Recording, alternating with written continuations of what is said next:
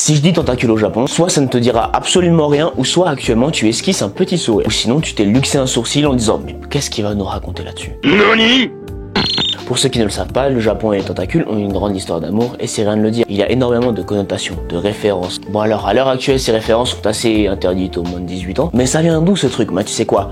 Prends un café, prends une boisson, assieds-toi, on va en parler. La première raison, le premier thème est un thème historique. La première représentation des tentacules au Japon, avec cette connotation adulte, date de 1814, fait par le très célèbre peintre estampeur Hokusai. Il a fait une estampe, une peinture s'intitulant Le rêve de la femme du pêcheur, représentant une femme faisant un câlin très passionné avec deux pieuvres. Vous avez vu la chose et c'est considéré comme une des premières représentations de ce genre de choses dans l'art japonais et ça date de 1814 comme je l'ai dit. En fait, cette peinture appartient à un style d'art japonais qui s'appelle le shunga, qui est justement un thème de peinture érotique au Japon. On a le thème de l'érotisme, le thème marin et ça va beaucoup influencer des artistes par la suite en fait. Si vous trouvez ça étrange, dites-vous que ce qui m'a le plus surpris c'est que c'est le peintre de la plus célèbre peinture japonaise qui s'appelle la Grande Vague de Kanagawa. Vous avez très certainement déjà vu cette peinture quelque part. Mais bon, le Japon n'a pas attendu Hokusai pour représenter des poulpes, des pieuvres, des tentacules dans sa culture. N'oublions pas que le Japon est une archipel entourée d'eau et que la culture maritime, la culture de la mer, de l'océan a très influencé leur manière de vivre et leur mythologie. Et c'est pour ça que dans la mythologie japonaise, on retrouve beaucoup de yokai, ce sont des créatures de leur mythologie, des sortes de monstres ou démons.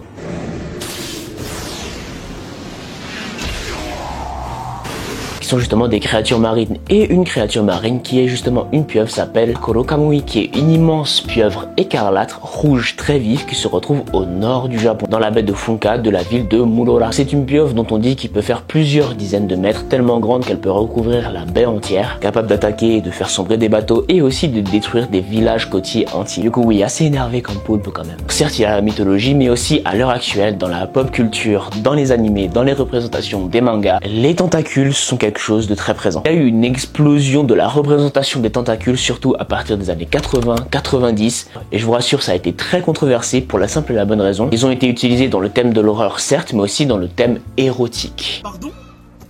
Pardon. Donc on se retrouvait dans des scènes horrifiques, des scènes érotiques, souvent les deux mélangés parce que madame évidemment n'avait pas donné son accord. Alors, cette partie de la culture au Japon, on peut l'aborder sur notre vidéo, mais c'est pas sûr parce que c'est un petit peu touchy. Et un animé en particulier a largement contribué à faire développer cette esthétique, etc. Pour des raisons morales, je ne vais pas vous donner le nom de cet animé.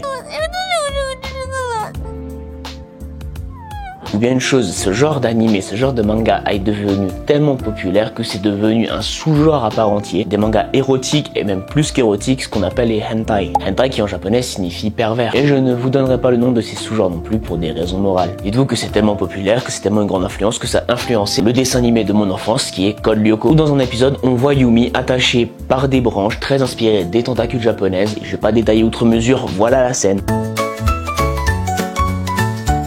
Et je me suis permis de le montrer parce que justement il n'y a rien non plus dedans. Et comme Code Lyoko est très inspiré des animés japonais, je suis pas si surpris qu'ils ont fait ce genre de référence. Alors le dernier point de pourquoi ces tentacules. On pourrait se demander mais pourquoi ces tentacules? C'est vrai, d'accord, ils vivent à côté de la mer, il y a de la mythologie japonaise avec des pieuvres. La forme des tentacules pourrait faire penser que... Mais si tout ça suffisait, beaucoup de pays insulaires auraient ce genre de représentation. Que oui, le Japon n'est pas la seule archipel sur cette planète. Eh bien il y a une dernière raison qui pourrait tout expliquer. La raison c'est la censure et le contournement de cette censure. En fait au Japon, il y avait une loi, fut un temps, qui interdisait de directement représenter les organes reproducteurs des êtres humains, même dans les œuvres pour adultes. Et c'est d'ailleurs pour ça que toujours dans les films pour adultes au Japon, tout est pixelisé au niveau des parties reproductrices des humains. Et à une époque où la pixelisation n'existait pas et que la censure parlait que et uniquement des organes humains, ils ont trouvé la faille en représentant quelque chose qui y ressemble le plus possible. Donc les tentacules de pieuvres et de poulpes. Ils ont réussi à contourner cette censure tout en gardant cet aspect adulte, ce qui a aidé à laisser ça dans les mœurs du Japon. Oui, c'est à cause de toutes ces raisons que le Japon a vraiment cette chose sur les tentacules. Ça vient pas juste d'une personne qui a eu un esprit mal placé. I've got an idea!